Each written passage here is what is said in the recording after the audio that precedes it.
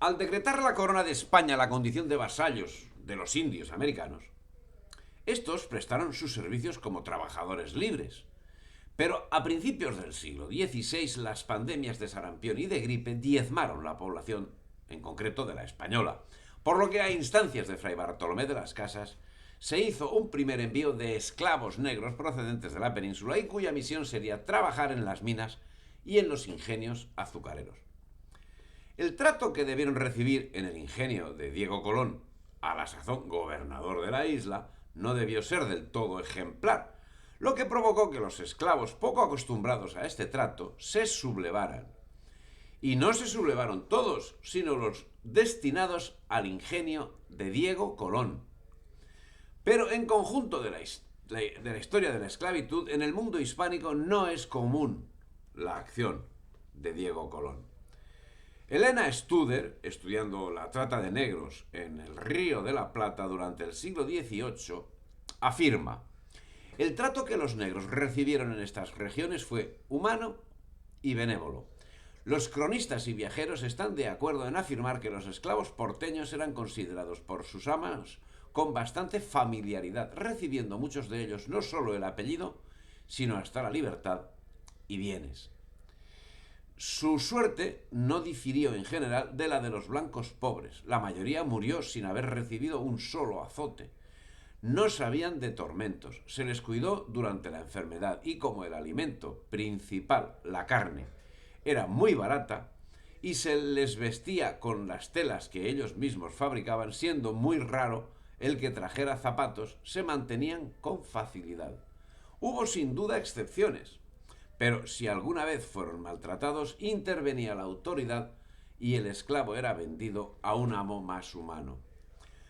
Como queda ya afirmado, la diversidad de actuaciones va inexorablemente unida a la diversidad de conceptos de vida de cada uno, y no es reseña menor la afirmación que precede. Partimos que en un ámbito como en el Río de la Plata, la autora da como generalizado el buen trato y la ausencia de castigos físicos, y va más allá. Se les daba la libertad y hasta el apellido y bienes. Más adelante veremos si esa actuación se puede generalizar en otros ámbitos geográficos.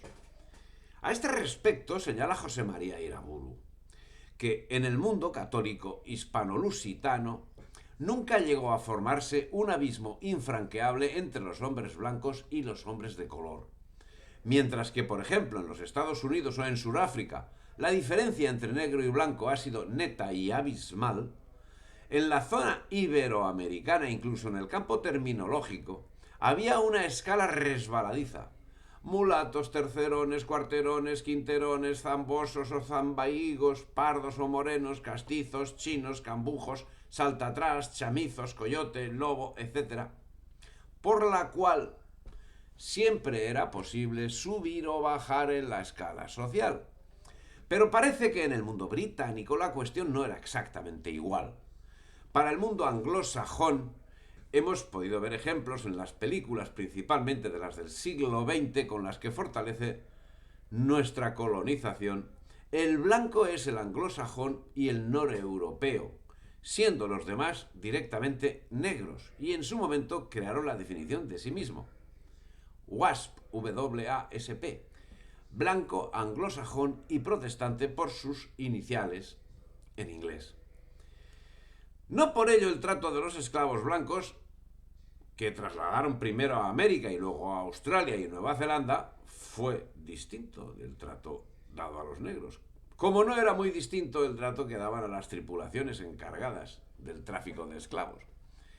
El historiador británico Clarence Henry Aring, refiriéndose al trato recibido por los esclavos blancos, especialmente ingleses e irlandeses, que habían sido enviados a cultivar caña en las colonias británicas del Caribe y que habían sido reclutados de la forma más variada que nos podemos imaginar, algunos de ellos no a la fuerza, sino embaucados, embriagados, engañados y embarcados como ganado, señala lo siguiente: los esclavos europeos exportados a las plantaciones de azúcar resultaban peor tratados que los esclavos con quienes trabajaban hombro a hombro, porque sus vidas no tenían importancia alguna para los amos, una vez fenecido el término de servicio.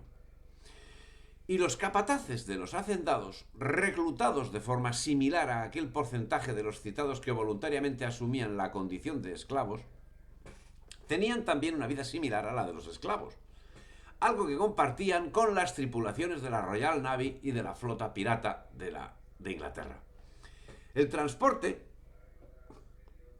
se llevaba a cabo en diverso tipo de embarcaciones cuyas dimensiones variaban desde las 11 toneladas, las más utilizadas hasta 1700, hasta las 800 toneladas, las utilizadas por Inglaterra especialmente a partir de esa fecha, y que nos explica la diferencia existente entre el número de esclavos transportados entre esas dos épocas.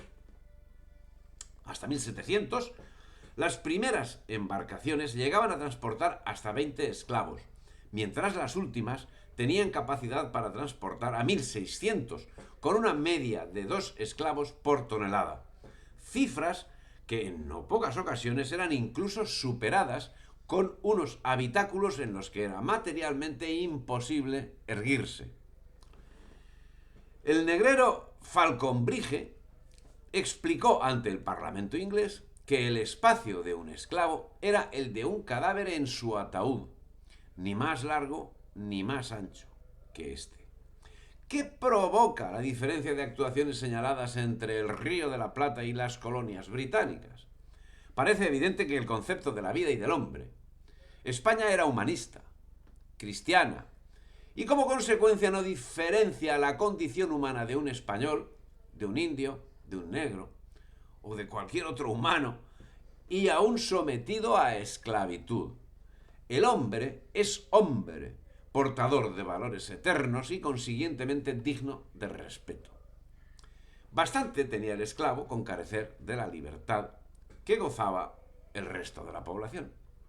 De hecho, los esclavos que tuvieron como destino el mundo hispano tuvieron un tratamiento mucho más humano, y de ello quedan suficientes muestras, hasta el extremo que, por ejemplo, la Florida, curiosamente la tierra que conquistada en 1513 por Juan Ponce de León, en cuya expedición figuraban 2 negros libres, Juan Garrido y Juan González Ponce de León, se llegó a convertir a partir del siglo XVII en la promesa de libertad para los esclavos sometidos en la cruel explotación de los británicos. Las políticas de la corona iban encaminadas en ese sentido. Así, en 1693 se garantizaba la libertad a todos los que se bautizasen y se juramentasen en defensa de la fe y de la corona, lo que provocó que muchos esclavos de los ingleses huyesen hacia la España americana, lo que conllevó que en 1738 se crease el municipio conocido como Fuerte Mose, colindante con la ciudad de San Agustín, de la que era jefe de milicia un africano llamado Francisco Menéndez. Parece, por lo que señala Elena Studer, que esa actuación nacía de la propia idiosincrasia de quienes poseían esclavos, pero no era solo eso. El Estado y la Iglesia reconocían la esclavitud como nada más que una desafortunada condición secular. El esclavo era un ser humano que poseía un alma, igual que cualquier persona libre ante los ojos de Dios. Las cofradías religiosas de negros tuvieron gran importancia en la América española, como las hermandades en el Brasil. Por el contrario, la esclavitud negra de América fue muchísimo más dura, donde apenas hubo empeño por evangelizar a los africanos, como fue en las colonias británicas y europeas en general.